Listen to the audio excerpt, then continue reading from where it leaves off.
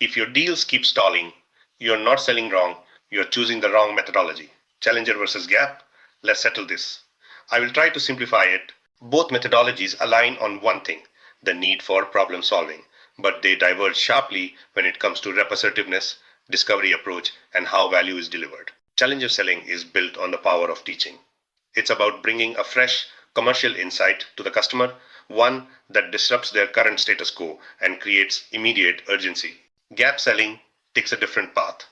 It's purely diagnostic. The goal is to identify and quantify the buyer's pain points, bridging the literal gap between where they are and their desired future state.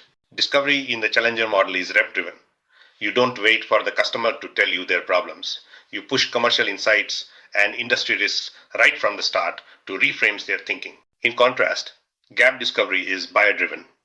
The rep acts as a detective, asking strategic questions to uncover root causes and the true financial impact of the buyer's self-identified problems. This leads to very different roles for the salesperson.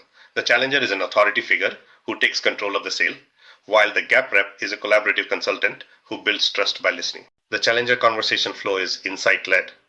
You teach, you create emotional impact through those insights, and then and only then you introduce your solution as the way out of the risk. Gap selling is problem-centric. The flow follows the pain. You explore the current state, measure the gap's magnitude, and then show how the solution fits perfectly into that specific need. Let's look at prospecting. A challenger might say, did you know your peers are losing 25% efficiency by ignoring this new trend? They spark interest by creating a sense of risk. A gap rep, however, starts with curiosity. They ask, what is your biggest current challenge and how is it impacting your quarterly goals? They build interest by focusing on the buyer's known pain. When handling objections, challengers reframe the long-term cost of doing nothing. Gap reps focus on confirming that the solution they've collaborated on will truly close the gap the buyer defined.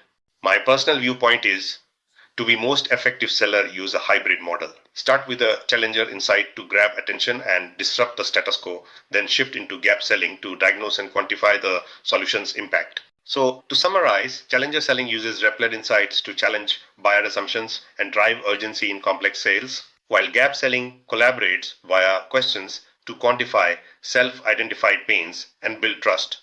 Gradually, challenger risks pushiness but accelerates cycles. Gap risks slowness but uncovers known issues effectively. Whether you challenge or diagnose, the key is mastering the strategy.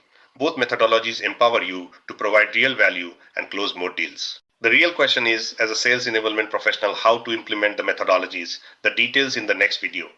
If you like to watch these kinds of video, please click to subscribe the channel.